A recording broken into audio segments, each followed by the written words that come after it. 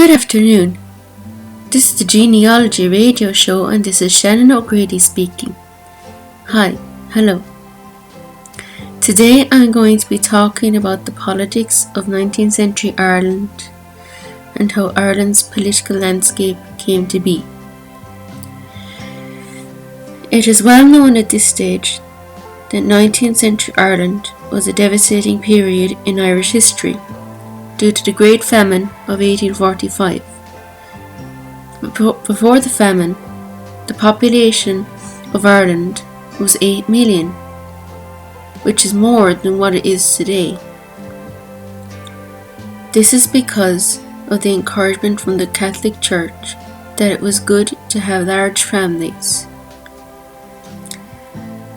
Therefore, were strongly opposed to any kind of contraception. If one researches their own family history, they may come across that their ancestors in 19th and early 20th century had a lot of children. There were lots of reasons to have children. One, because it was expected, and the other was because of the high child mortality rates. So people wanted to ensure that they had children that would help with the household income when they were older, or simply just to look after their parents when they get old.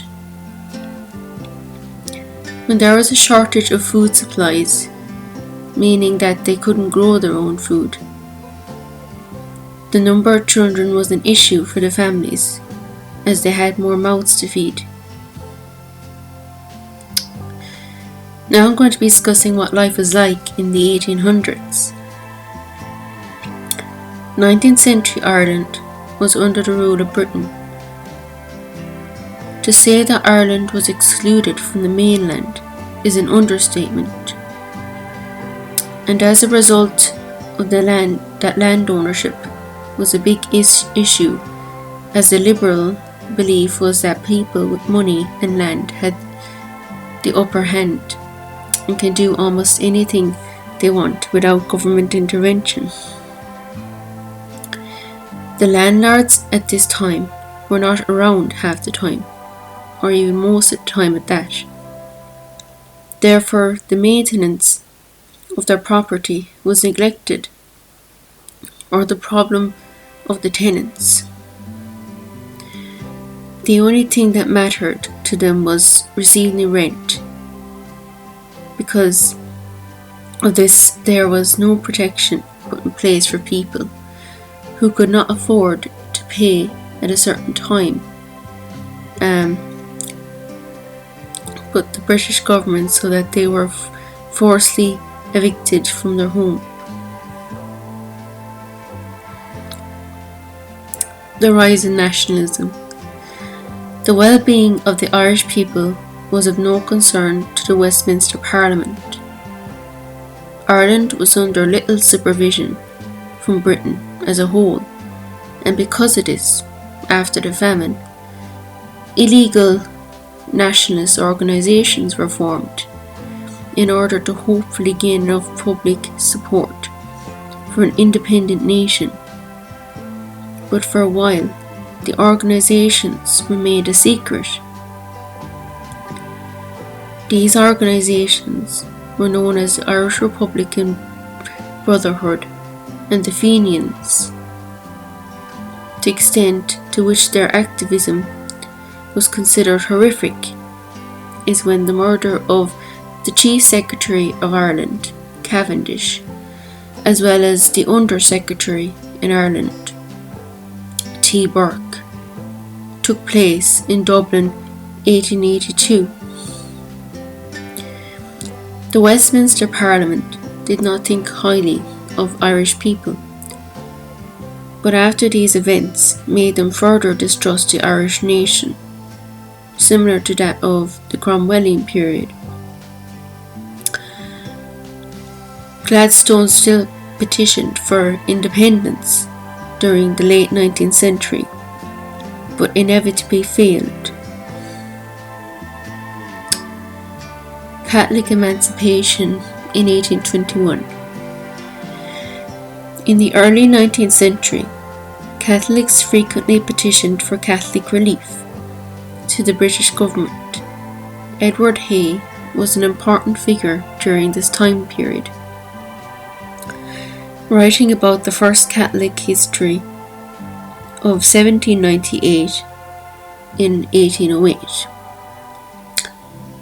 He brought about better support for Catholic relief, leading to emancipation in 1821.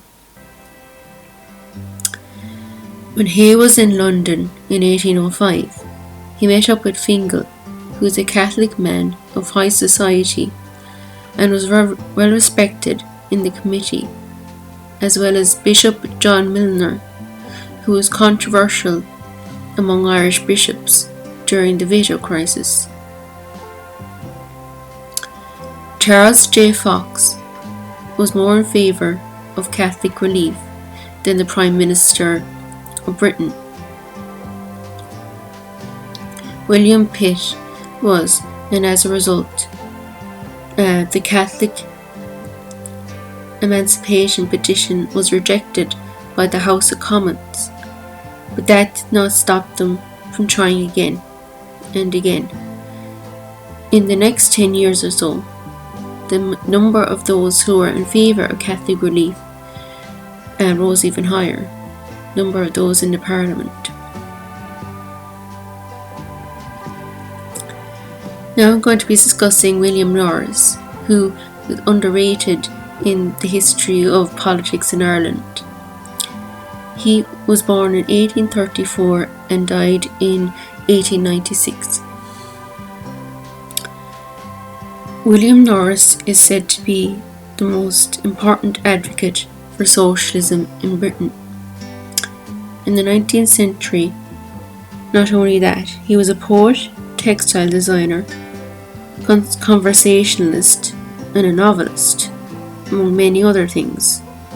That's why he is well known in the Arts and Crafts Association, more so than politics.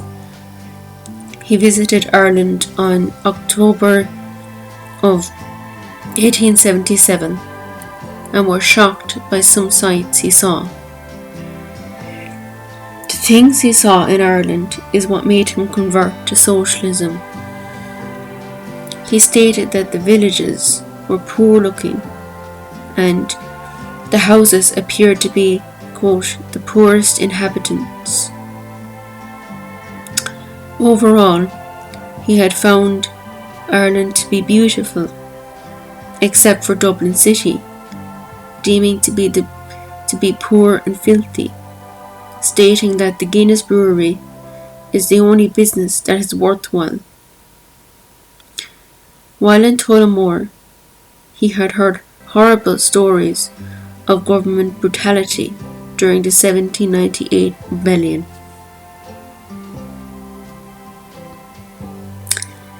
Morris and the general election of 1880.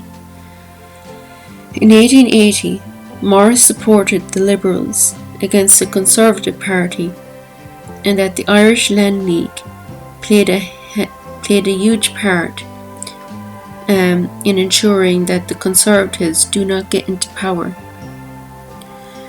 From fully supporting the Liberal campaign, himself, along with the British radical movement, wanted them to ensure that if they got into government, that they would not neglect the needs and wants of the Irish citizens. Morris quickly moved away from the radical movement to the socialist movement, to which he later petitioned to rename it the Social Democratic Federation, as he felt that there was a lack of progressive action when it came to helping Ireland, like the Liberals didn't help much.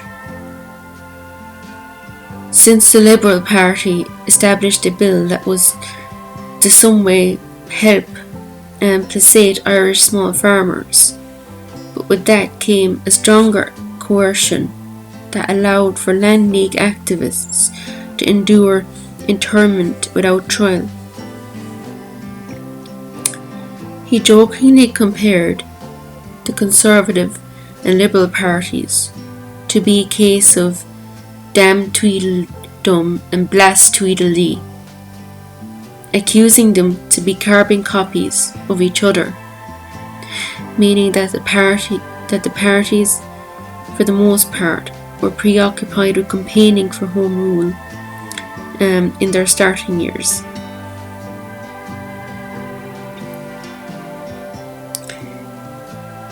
The move towards Home Rule in Ireland.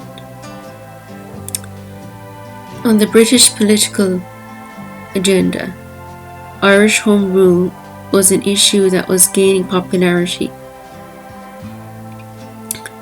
In the 1885 general election, Charles Stewart Parnell was aiming to ensure an Irish vote.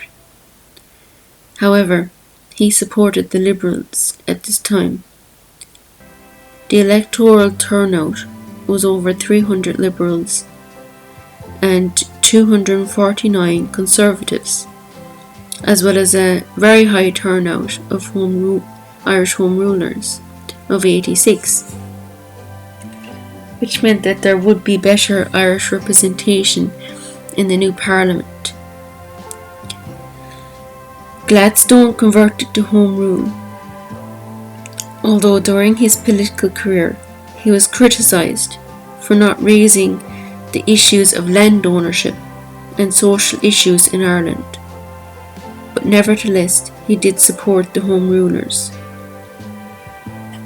Now I'm going to be talking about Charles Stewart Parnell and his significance in politics in the 19th century. Charles Parnell was born on June 27th in 1846. He died in 1891 in Brighton, Sussex, England. He is the most famous Irish Home Rule activist and member of the British Parliament for 16 years, starting from 1875. He was most famous alongside Daniel O'Connell, of course. He received controversial status for marrying Catherine O'Shane, of whom he had an affair with. He was highly educated, and at age 31, in the year 1877, he became the President of the Home Rule Confederation of Great Britain. He was adamant of diminishing British rule and was determined to make the Parliament aware of the social and economic issues in Ireland at the time. During the year 1881, Parnell issued to the Land Commission a speech with a select few cases regarding to the Fair Rent scheme, a part of Gladstone's Land Act. However, his speech was deemed to be hateful and contained violent insinuations, and therefore led him to be arrested and held in Kilmainham Jail in Dublin. This case led to Land League activism to be put on hold by the British government, which inevitably sparked local riots and terrorism. The Parliament eventually came to the conclusion that releasing Parnell from prison would restore peace and normality. Although following his release, he had difficulty suppressing the INL. Despite his nationalist outlook, he was a Protestant landowner, which made him an unlikely candidate to promote Irish Home Rule, as he was part of the Anglo-Irish people that were considered of high society back then and supported the land oppression in Ireland. He was known as Ireland's uncrowned king and was beloved by a lot of Irish people. Now I'm going to talk about Ireland's most famous liberator, who was Daniel O'Connell, who played an important role in creating a better relationship between Ireland and Britain. He helped campaign for civil rights for Irish people and the freedom to practice Catholicism. He was responsible for securing Catholic emancipation. His leadership of the campaign for the repeal of an Act of Union was rejected, but how he handled the campaign influenced Irish republicanism and patriotism during the 19th century and early 20th century. He was massively important in modern Irish history. This is evident given his grave at Glasnevin grave in Dublin has a tower to represent his significance. Those that wish to be buried near the grave would need to have the finances to do so, as it is very expensive to bury near him given his title. One thing to note is that Dublin and Limerick both have streets named after him in his honour, although Dublin has the memorial statue since 1882. Daniel O'Connell was born in 1775 and his roots are from County Kerry. He had a well-off family. However, they had a tradition of fostering, so a child from a wealthy household would stay with a poor family so that the child could experience what it is like living there, so that they don't grow up to be entitled. His education involved being taught by a local priest,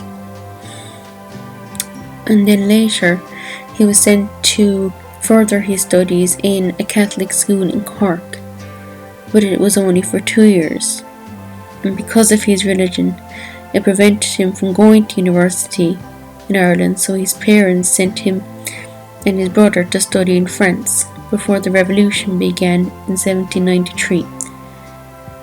He then went to London. Since Catholic relief, O'Connell was able to take the bar exam in Ireland.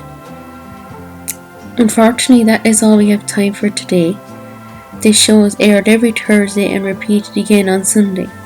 Thank you for listening.